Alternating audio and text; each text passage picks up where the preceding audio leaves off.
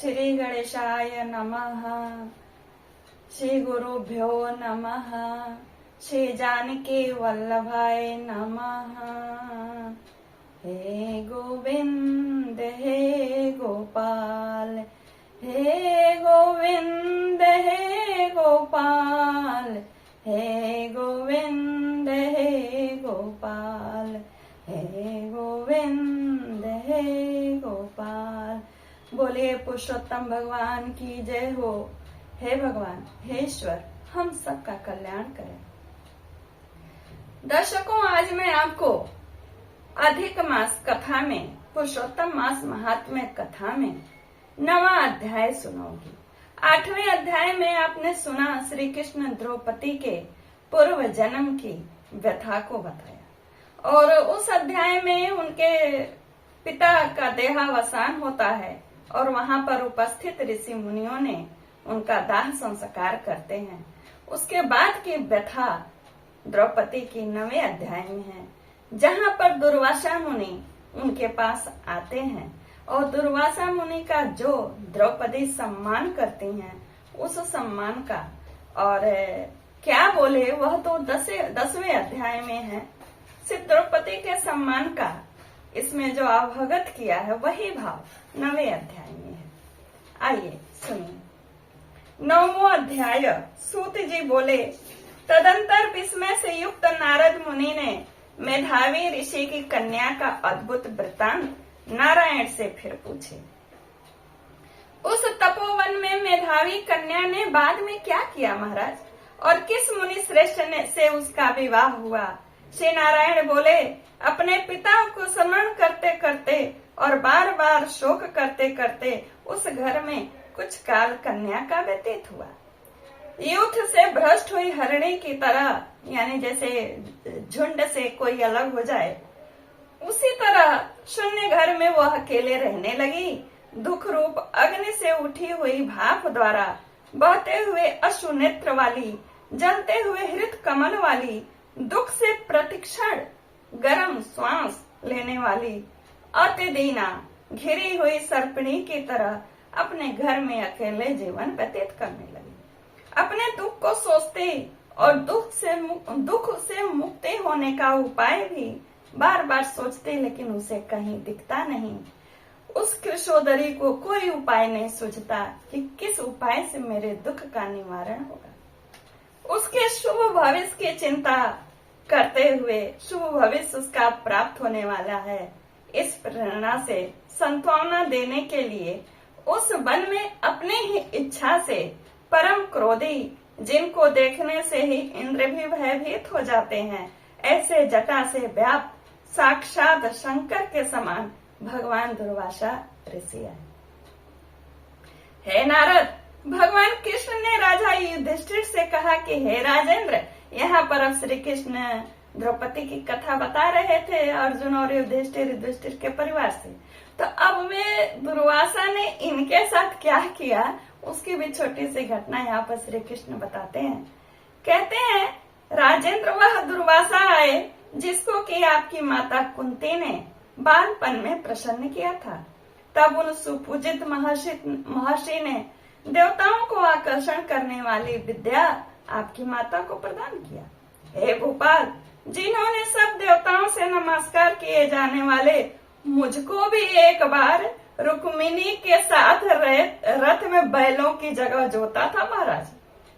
दुर्वासा को बैठा कर रथ खींचते हुए जब हम दोनों मार्ग चलने लगे, तब चलते चलते मार्ग में हम लोग भूख व प्यास से, हम लोगों को बहुत तीव्र प्यास लगी और प्यास से हम व्याकुल हो गए। रुक्मिणी भी प्यास से व्याकुल होकर मेरे तरफ देखने लगी। सो मैंने उसकी पानी पीने की इच्छा को जान करके मैंने रथ को जोतते ही चलते पांव के अग्रभाग को पृथ्वी पर दबाया, तो भोगवती नामक नदी प्रकट हुई, जो ऊपर ऊपर से ही बहने लगी। उस जल को पी करके रुक्मिणी ने अपने प्यास को बुझाया और हे महाराज, रुक्मिणी की प्यास को मैंने बुझाया। इस प्रकार रुक्मिणी की प्यास को बुझते देख करके उसी क्षण अग्नि की तरह दुर्वासा ऋषि क्रोध से जलने लगे और प्रलय की अग्नि के समान उठकर दुर्वासा ने श्राप दे दिया हम दोनों को। बोले, बड़ा आश्चर्य है हे श्री कृष्ण, रुक्मिणी तुमको सदा प्रिय है, अत्यंत प्रिय है, अतः स्त्री के प्रेम से युक्त तुमने मेरी अवज्ञा कर अपना महत्व दिखलाते हुए इस प्रकार से उसे पानी पिलाया कि जैसे मेरी कोई आवश्यकता ही नहीं है, मैं कुछ हो ही नहीं, अतः तुम दोनों का वियोग होगा, ऐसा शाप दे दिया। आज भी द्वारकाधीश के साथ रुक्मिणी मां नहीं है। 2 किलोमीटर दूर उनका मंदिर है, वहीं खड़ी है वो। इस प्रकार उन्होंने श्राप हम लोगों को दे दिया, श्राप दे दिया। हे युधिष्ठिर, वही यह दुर्वासा मुनि साक्षात रुद्र के अंश से उत्पन्न दूसरे काल रुद्र की तरह महर्षि अत्रि के उग्र तप रूप कल्प वृक्ष के दिव्य फल है। पतिव्रताओं के सिर के रत्न अनुसया भगवती के गर्भ से उत्पन्न अत्यंत मेधायुक्त दुर्वासा नाम के ऋषि हैं। उनकी भी इन्होंने यहाँ पर परिचय दे दिया श्री कृष्ण ने। अनेक तीर्थों के जल से उनकी जटाएं हमेशा सिंचित रहती हैं।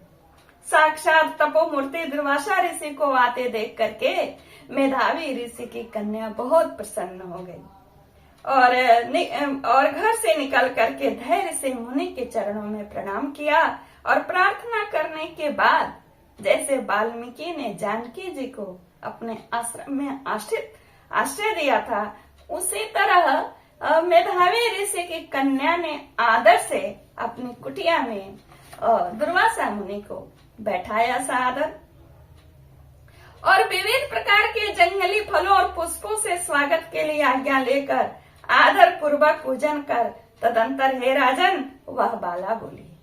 कन्या बोली, हे महाभाग, हे अत्रि कुल के सूर्य, आपको प्रणाम है।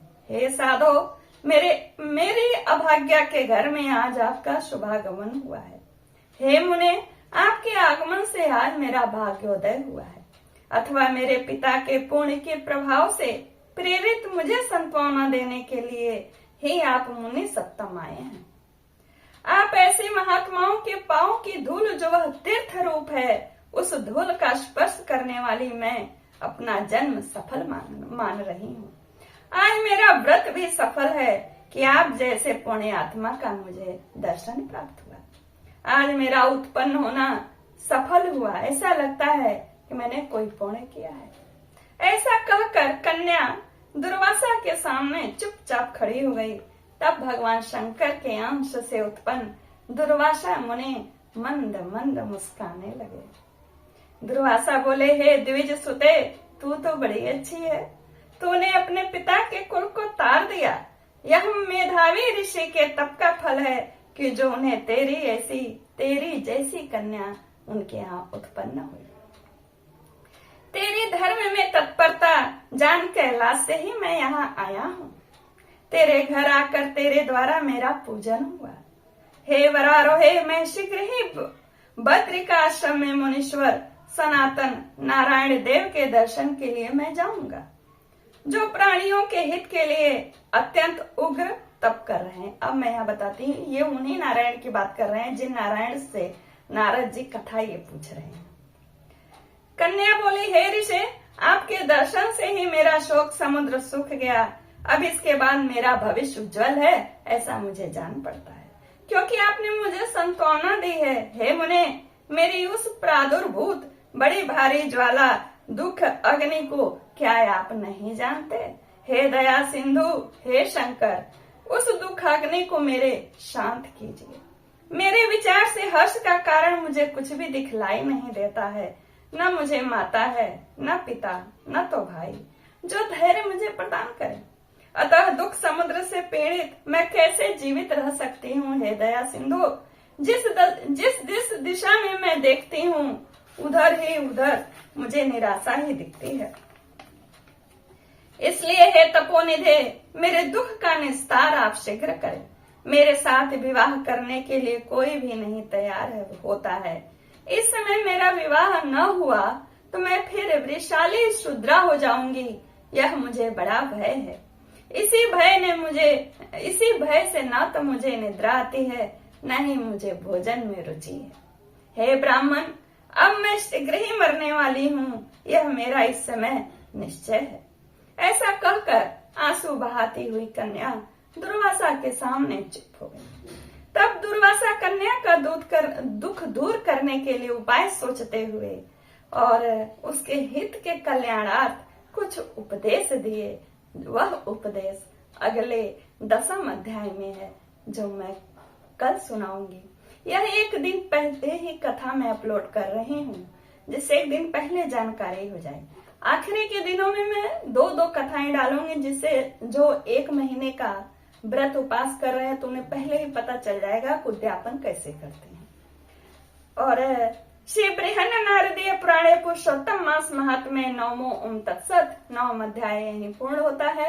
और आप सबको मेरा नमस्कार, जय श्री कृष्ण।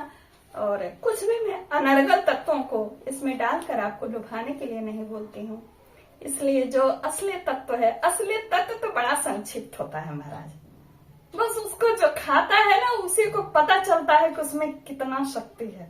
आकर्षण उसको खाने पर पता चलता है। मतलब इस तरह ये सुनने से, भजन यजन करने से आप स्वतः महसूस करेंगे।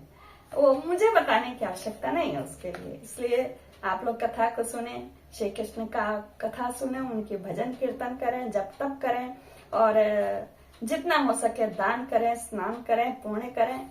यही इस महीने का महात्म है। और अंत में यही कहूंगी कि आप सुन करके कथा को लाइक करिए। आप हमारे चैनल को लाइक नहीं करते हैं, आप उस कथा को लाइक करते हैं। देख करके अगर लाइक नहीं किए तो आप कथा को नहीं पसंद है, तो कथा को लाइक करिए, जिससे लगे कि हाँ आपको पसंद आ रहा है।